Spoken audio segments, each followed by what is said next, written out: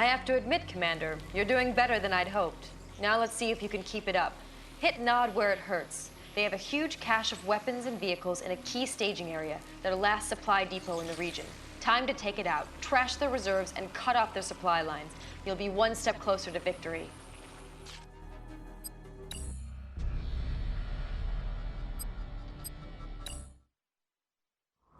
Reporting in. Incoming transmission. Nod's perimeter defenses must be covertly eliminated to allow our main ground forces through undetected. Welcome back, Commander. Patrol reporting in. All clear. No sign of hostiles. That's it. Keep them down. The rules for surviving Nod assaults unharmed is different for infantry than it is for vehicles. Yes, sir. We'll hold the line. In this instance, it's more just don't actually lose a unit rather than having anybody take damage. As that's probably obvious that it wouldn't be possible.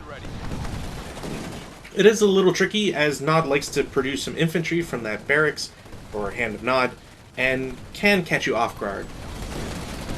Objective complete. Bonus objective complete. Reporting in.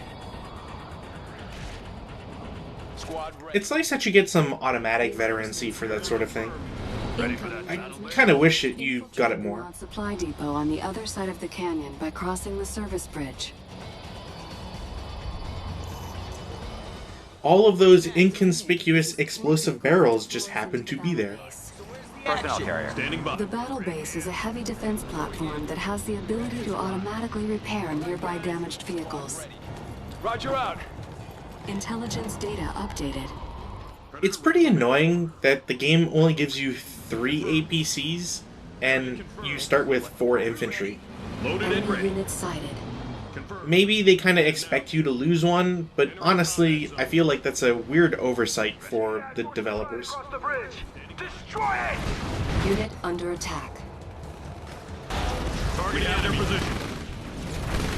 We are going to see as well just why it's not really necessary to deprive GDI of 1 extra APC. Predator. Incoming Confirmed. transmission. The Nod anti-air defense battery must be eliminated to ensure safety for incoming OX transports. Sadly, my first go at this mission did have me manage to get on top of the bridge before it started blowing up, which also meant that the script, I believe, activates if you're too close, which caused the Nod buggy to not get across. It was a very weird situation. Ultimately, it doesn't really change anything other than simply denying Nod 1 vehicle extra, but we'll see later that that doesn't particularly matter for this level. Despite being a no-build mission, or no-base mission anyways, you Operations underway. don't really have the safety of it. Transit. I guess as we've seen in some previous missions, you don't get to just freely explore maps. You will have a lot to contend with, essentially. Stay on them. Assault in progress. We have contact, They're in our sir. scope. Enemy base sighted. Clear path. Targeting enemy. One would assume that simply unpowering the defenses should be enough, but apparently that's just not kosher.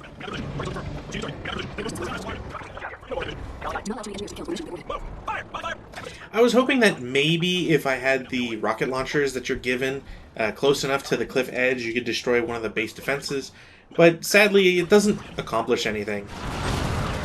It's a little surprising because the way that the map is designed and the base defenses are organized, you would assume that if you were able to open up and destroy the defenses and open up that part of the map, Establish a staging area on the east ridge by capturing this reinforcement bay. Hold this position. Reinforcements will be en route.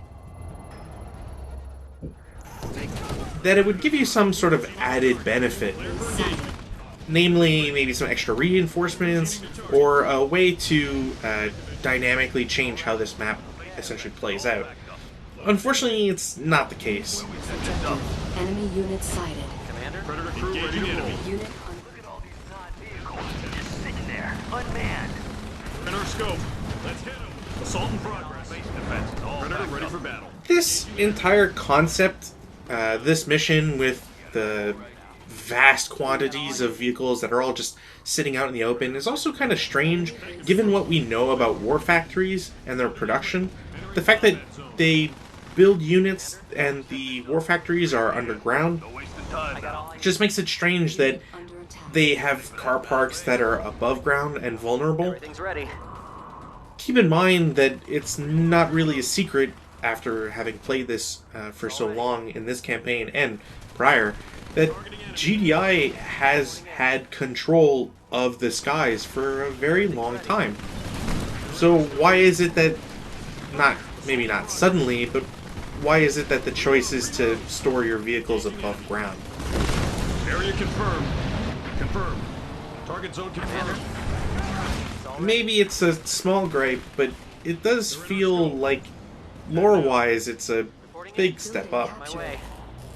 Bonus Or, objective complete. anyways, an important decision that they would have made. Predator rolling out. Predator.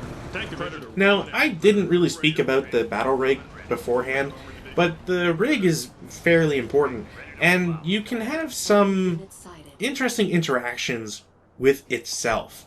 Everything's ready. Base defense is all packed Tank up. division.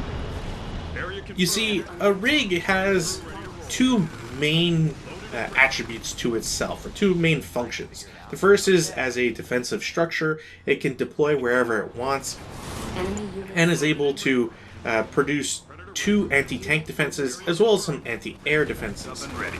We got it all right here. As you can imagine, it's very important, especially for this mission, but also serves as a way to provide a main defensive point, either for your base or an outpost or what have you, and have other units essentially work with that. Now, the reason why the rig is even more important in pairs is that when the rig is undeployed, it counts as a vehicle, which means that a rig can repair a rig. Nothing prevents that. And as long as you redeploy, you're pretty much okay. I forget exactly if the Black Hand has some specific extra damage against a regular rig, but I do know that a rig that's deployed counts as a building, so I think they take that extra damage. Sadly, there's not really much to talk about in this mission. There's a bonus objective for destroying a Venom with a missile loadout, as we just saw. But once you have the Firehawks, as long as you're not losing them, uselessly, you kind of just take out bases. You take out a building one by one. The secondary objectives aren't necessarily, what's the word I'm looking for? They're not gated. There's no time restriction on them. And while Nod forces will constantly spawn certain units, Venoms especially, as long as you take out the buildings, they don't have a construction yard, so they can't rebuild anything. Which makes it the eventual defense not quite so difficult. It is particularly worrying when the Nod troops will essentially throw a lot of Black Hand troopers, and that's essentially why I've been targeting the barracks first. Ready for coordinates. Firehawk here. Roger that, Command. Firehawk standing by. Bomber standing by. Yes, sir. Once you clear out the barracks, you don't really have much to worry about. As I've said before, Black Hand troopers are kind of the ones you have to worry about. Your APCs won't really last too long, and unfortunately, with how the mission is built and how pathfinding works, you'll often find yourself having one or two vehicles that will find themselves in range of a Obelisk of Light, suddenly taking quite a bit of damage. If that had not been a Mammoth tank, it most likely would have died. which is kind of what's happened to all my APCs. Obviously, the way to fix this is to depower them, and when they don't have a construction yard, that's pretty easy. We're clear. Armor superiority. Let's make it Unit good. under attack. Mammoth tank ready. Rig Armor packed up and ready. superiority. Base defenses all packed up. Let's get to the front. And it should be said that the rig, while it is a very important building or defensive structure, it does have its limitations, namely the fact that it does poorly against infantry. Firehawk standing by. Unit under attack. Enemy unit sighted. Ultimately, I feel like the more I've been playing through the campaign, the more that there's a reliance on Black Hand Troopers being kind of a be-all, end-all. I'm not necessarily against it, but it does feel strange. Like, the only reason that they're good, or that they perform so well, is just because GDI doesn't really have a counter to them. Not one that's efficient at taking them out. I was also dilly-dallying a little bit on this mission because, well, frankly, after you go through a couple missions where you somehow don't get all the intel and then you're kind of just stuck replaying missions, it's a little annoying. Armor Establishing superiority. visual uplink. Very impressive, Commander. Wiping out all those unmanned vehicles. Let's see how you fare when the targets shoot back.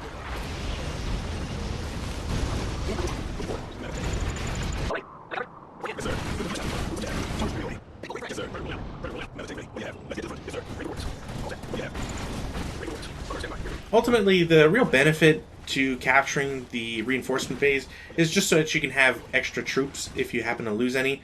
But as long as you take out power and you take out the construction, you shouldn't have much to really worry about ever.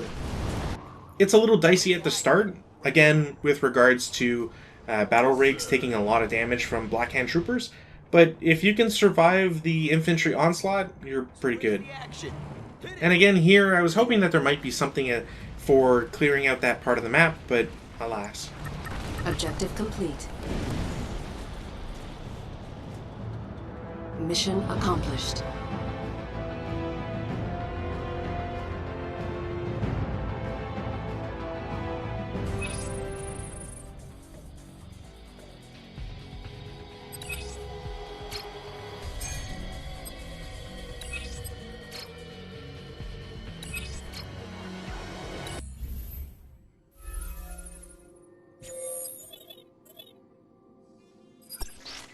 This is it, Commander. The moment we've been waiting for. A chance to end this war once and for all.